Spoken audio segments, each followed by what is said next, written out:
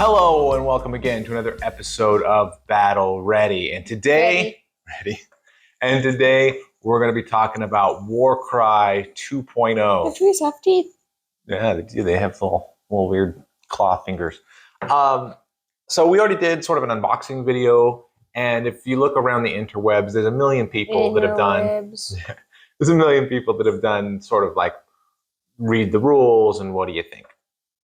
And so we did a little bit of that too, but now we've been able to paint up all the terrain. By we mean he. Yeah, I painted up all the terrain. I still have to paint up my one piece of terrain. We have also gotten to play a few games. Yeah. And so rather than just sort of theorize about how reactions work in the abstract or about sort of what seems good and what doesn't, now we've got some real experience. And so we wanted to bring that in. So first, overall, what do you think of Warcry 2.0? Yeah, I have to agree. It does have a similar flavor to 1.0. So if you liked it, you'll like this. If you didn't like it, I'm not 100% sure that this will win you over. It's got a very similar feel. But all painted up, the terrain looks pretty nice, and all of it painted up with, or almost all of it painted up with contrast paints and that sort of thing. The gnarl oaks took contrast real well, and then a little bit of dry brushing. The bones were contrasted real nicely. The bamboo came up real well, and then I just painted on the little, what do you call them, the little ropes and stuff that hold them together with a little green steel Legion drab or whatever I used. I used green for the cross sections, but for these, the brownish one. But ta-da! There you go.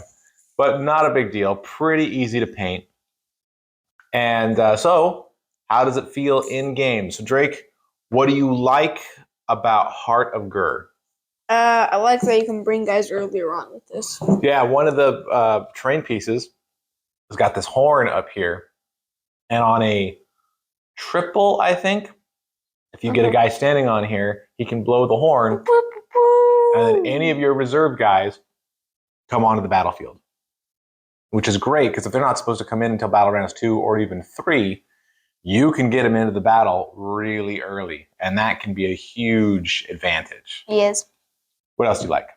I like the bridges. Yeah, I think the terrain overall is and the pretty ability cool. to the rope bridges. Yes, you can cut the rope bridges, but I think overall the terrain is pretty cool. The only thing I think is a little bit iffy about the terrain, and this may be that just because we've been laying out the terrain using the terrain cards. Yeah. Right? So it might just be the few terrain cards that we've pulled out, but the ones that we've pulled out haven't led to a lot of height in our games. It's usually like, we'll get to this one to blow the thing because it's so valuable. Yeah. But then it hasn't led to a lot of height, whereas in at least in Red Harvest, you had all kinds of people, running across bridges and being on top of things and jumping off things. And there's been less of that. It's not zero.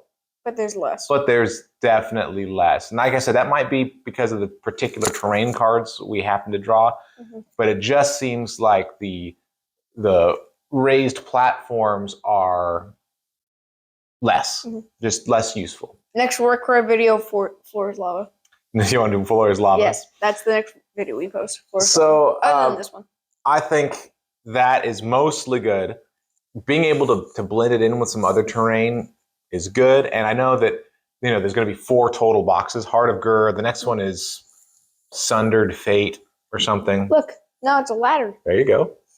Probably a Zinch thing. Sundered Fate sounds like a fate. Yeah. But that'll have more terrain in it. So as the boxes come out over the course of the season, the 1 year of quarterly boxes, we'll probably get a ton of terrain, and then we'll sort of see where we end up, I think.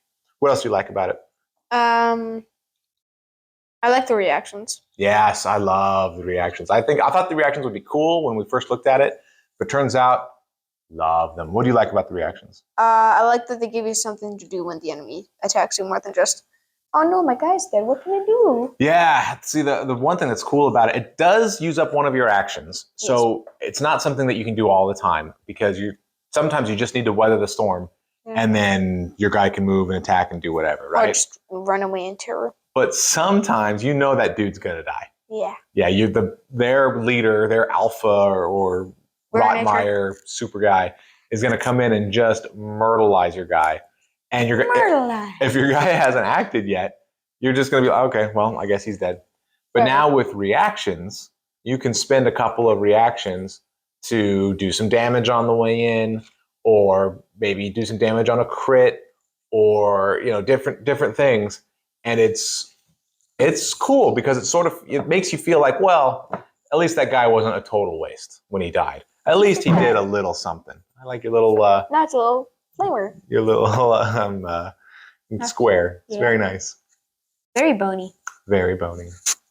So I thought bone in. Reactions were just phenomenal. Way better in practice than they seem to be. I got a lot more use out of my guys. I thought it was really fun to decide, do I use a reaction or do I just try to wait it out so that my guy gets 2 actions?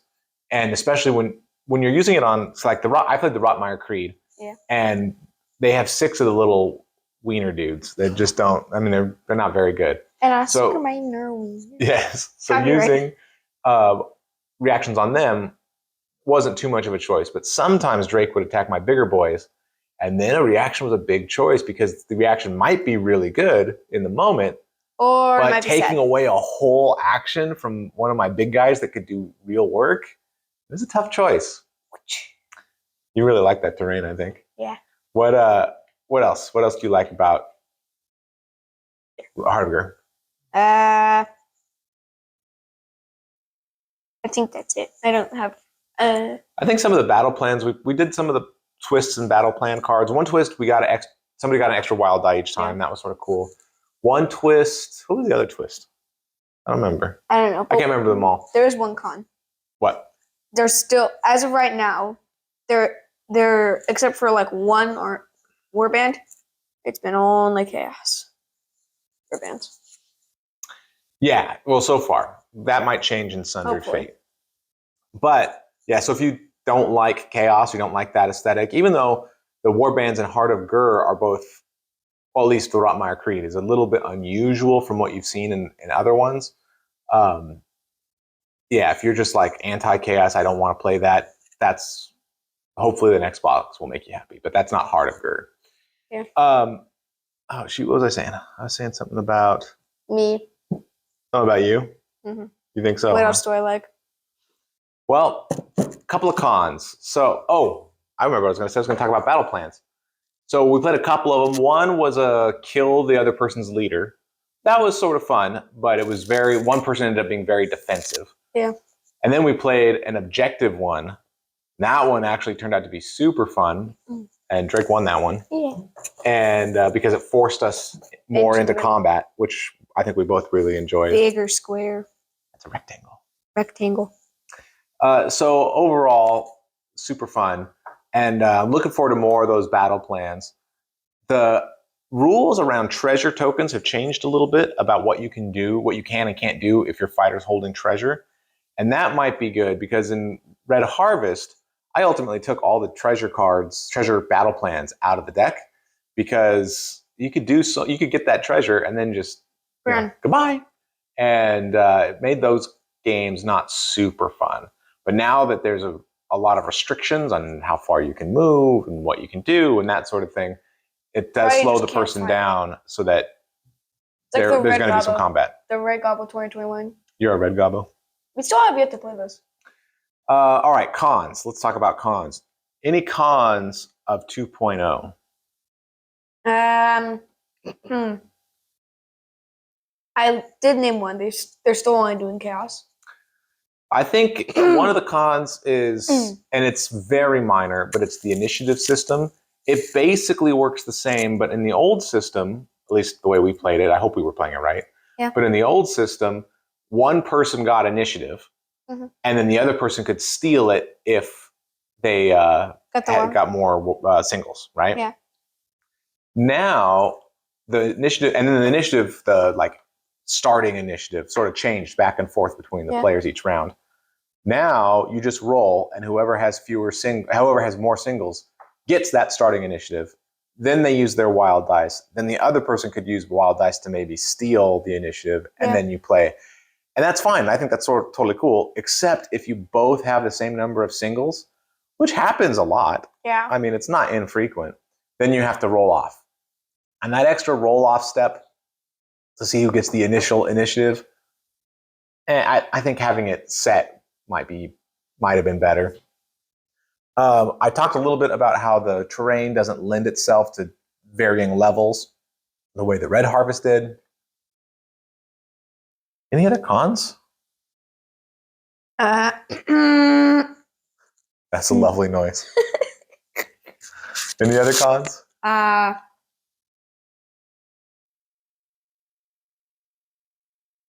Yeah, maybe not. Maybe not. Maybe there aren't any other cons. We started with Red Harvest. Yes. And then moved into Heart of Ghur. That and I have to say, recurring theme for us. We always start late. No, it's all right.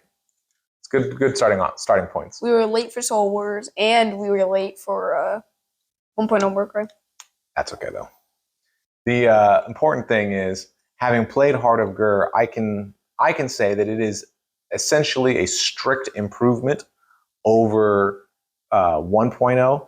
So maybe you don't like the Chaos Warbands, maybe you don't like the terrain. You don't need to get the Heart of Ghur box, right? But definitely get the Heart of Ghur, the Warcry 2.0 rulebook, and especially download all the free compendium stuff so that any of your Age of Sigmar fighters, almost any of your Age of Sigmar fighters, have stats. And you can just start playing right away. Use your other terrain, use your existing models. All you need is that rulebook, and you can just start playing. Idea. What? Add greater demons, but they're worth your entire army. Yeah, no, they'd be too good. I'm sure that, especially like a Khorne Bloodthirster, who would just totally murder you. Well, it would be slow, like 2-inch movement. No, they're not that slow. They got those wings; they can fly. But maybe they don't have wings anymore. Yeah. So I'm not saying that you have to buy this box or you have to buy this terrain or you have to buy these models, because you don't. And if you don't like them, don't. But if you are at all a fan of Warcry, or if you are Warcry curious, just thinking about it, get yourself a copy of the rulebook and then download the free stuff from the compendium and have a blast. This is a crazy good version of Warcry. I'm very happy with the few changes they made. It's still very streamlined. It's still, one roll, not an attack and a wound and a save. It's all just one roll. Yep. And then you have yourself a fun game, and it still plays pretty quick. I don't think there's any additional time added on with 2.0. So you're still looking at 45-minute games. Setting up the terrain and stuff can take a little time. It's not like a board game where you just plop it open and you're ready to go. But not counting setup and teardown time, you're looking at like 40, 45 minutes for a game. So it's easy to do a couple back-to-back. It's easy to do on a weeknight. It's a really good game. Final thoughts? No. I think your final thought is just playing with the terrain. Very nice. Very nice. Well, this has been another episode of Battle Ready. Thanks so much for watching.